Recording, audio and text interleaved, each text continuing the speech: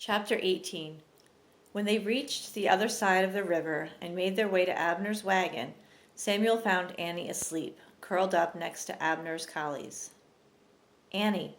He touched her shoulder to wake her. She opened her eyes and threw herself into his arms.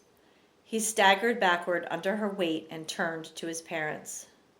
"This is our Annie," he said. His mother reached out and stroked her hair. "Annie, I always wanted a little girl." "I had a ma," Annie told her, "but then I didn't."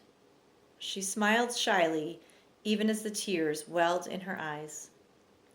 "And now you have a ma again," Samuel's mother whispered through her own tears.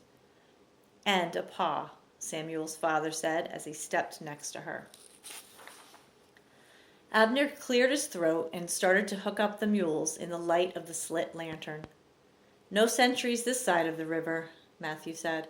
"Just stay to the main road north for a time." He handed them a cloth bag. "Emily fixed food for you to take. Good fortune to all of you." "I don't know how to thank you," Samuel's father said. "You men have given us back our lives, restored our family." "Help when you can," Matthew said. "We all need to help. I will go back to the boat now and across the river again. There might be others I can reach before daylight." And he was gone, and with him the dim glow from the lantern. "Here now," Abner said. "Everybody inside the wagon except Samuel. Samuel, you come up and ride with me. We must talk."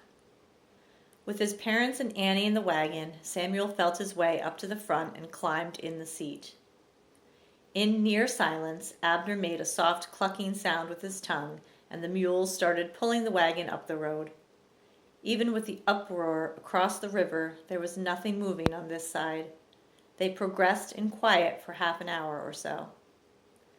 The mules, Samuel saw, had no trouble seeing the road in the darkness. Were they like cats? Aside from a bump in a rut now and then, it was comfortable. The rain had let up a bit. Samuel's rifle and powder were inside the wagon, covered, so he had no concern on that level.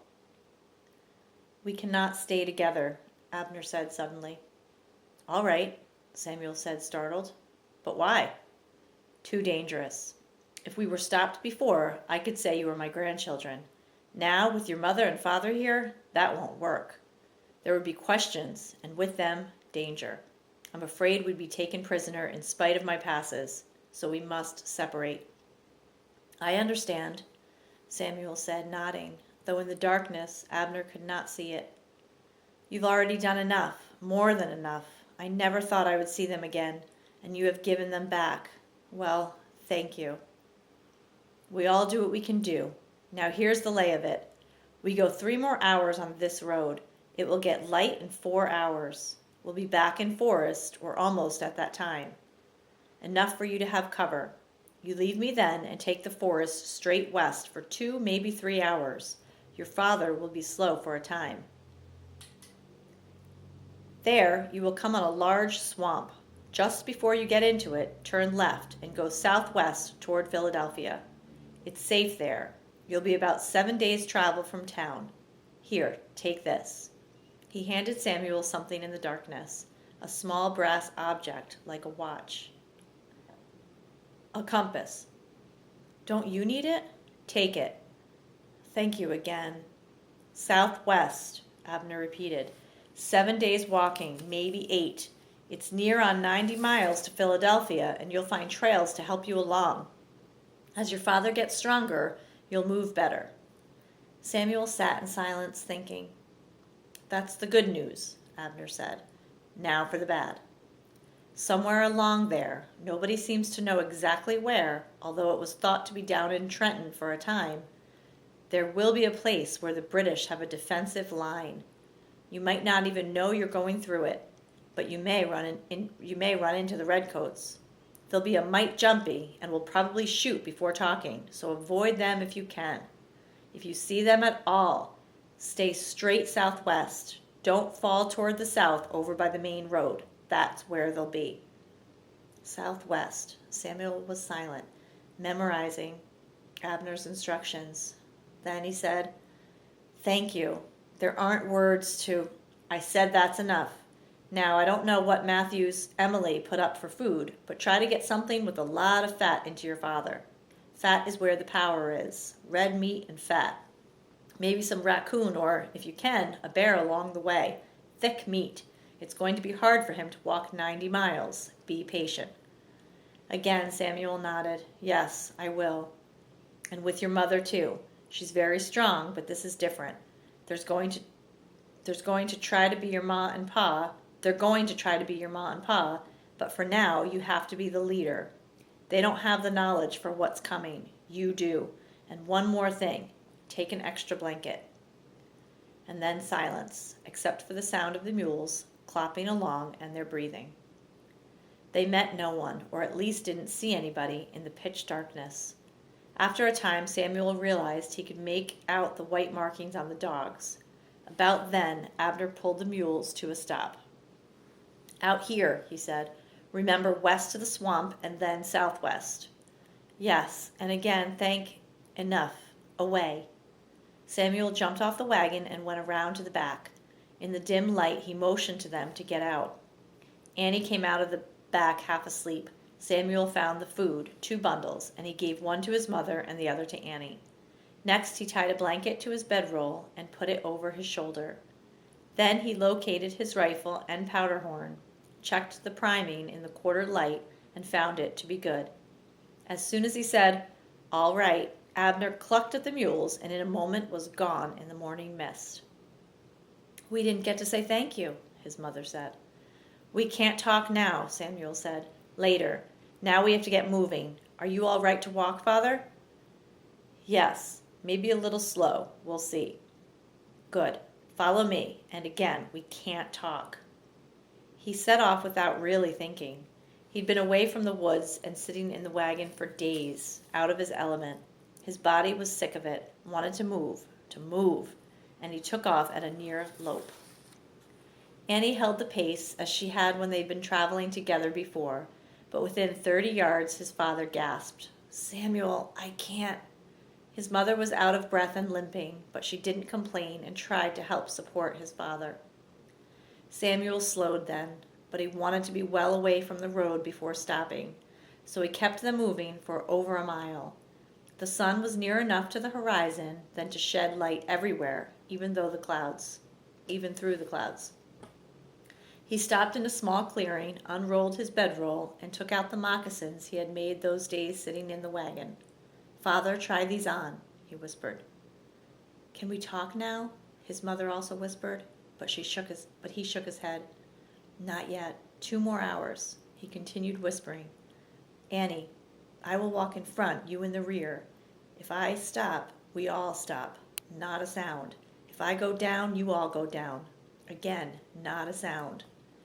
Annie, every 40 or 50 paces, you turn around and listen with your hands cupped to your ears. If you hear something strange or that bothers you, whistle softly. Then we all stop. Is that all clear?"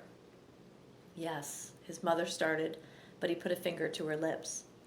"We are still in danger, great danger. Please, for now, just do as I say." She smiled at him and rested her hand on Annie's shoulder. He turned to his father. "Can you hold a slow pace for 2 to 3 hours?" His father nodded. "I'll do it." "Then we go." Samuel started off, this time at a much slower pace, and as quietly as possible, moving along game trails when he found them, below the tops of ridges, if there were any, so they wouldn't be silhouetted against the skyline. Stopping every 40 or 50 paces for Annie and Samuel, and to listen, to watch, to know if anyone was following them. His parents and Annie obeyed him, and they moved, if not rapidly, at least steadily, until Samuel looked down and saw water seeping into his footsteps. The edge of a swamp lay ahead of him. He found another clearing on slightly higher and drier ground, and let everybody sit while he dug food out of one of the packages. It was slabs of venison, but with little fat, and corn dodgers, cornbread made into small muffins.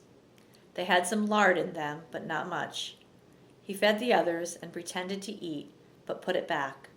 There was still a long way to go, and unless he killed something, they would need all the food they could save. "All right," he spoke low, almost in a whisper. A short rest, just a few minutes.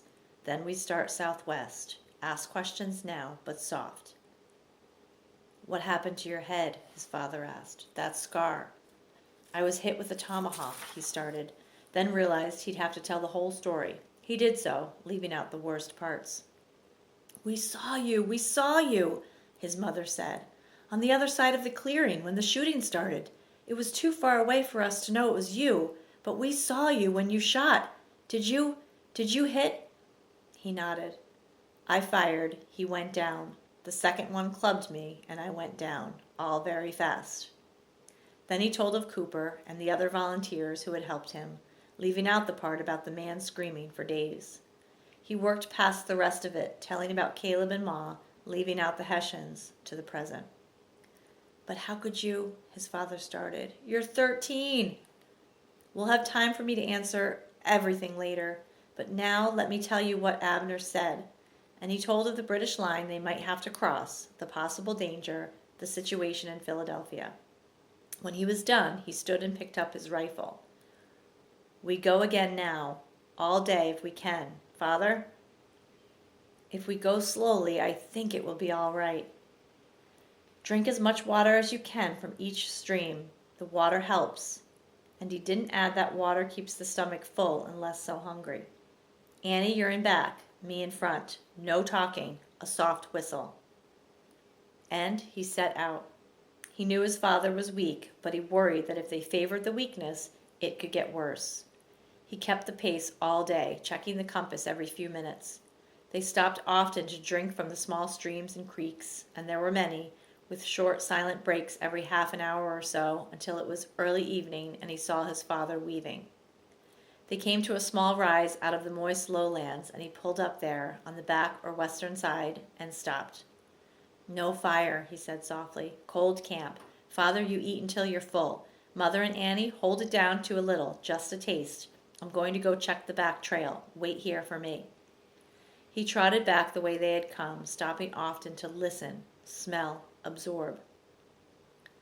He didn't feel completely safe until he had gone half a mile and had not seen or heard anything. Then he moved back to where he'd left them and found them sitting back against trees. His father and Annie wrapped in his blanket roll, already dozing. We're clear, he whispered to his mother, his rifle across his lap. Get some sleep. She was studying him. You're so different. Grown. No, I'm the same. It's everything else that's changed. She shook her head. No, you've changed. Not in a bad way. You know things. See differently. Think differently. If I didn't know you, I don't think I would recognize you. It's like you've gone to some far place and come back a different person. But I love the new Samuel as much as I love the old. And I'm very glad. I'm so thankful that you're with us, to show us, to lead us. She held his hand. Good night, Mother. Good night, new Samuel.